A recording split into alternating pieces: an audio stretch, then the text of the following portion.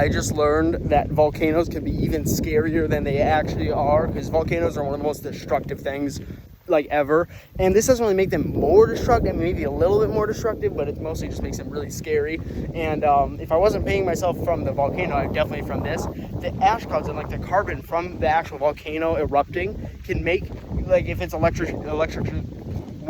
if it's electrically charged enough, then it can make lightning strikes happen in a volcano. So it just looks like a demon storm where it's lava and lightning and scary. And I didn't know volcanoes could be scarier than they already are, but now they are so much worse.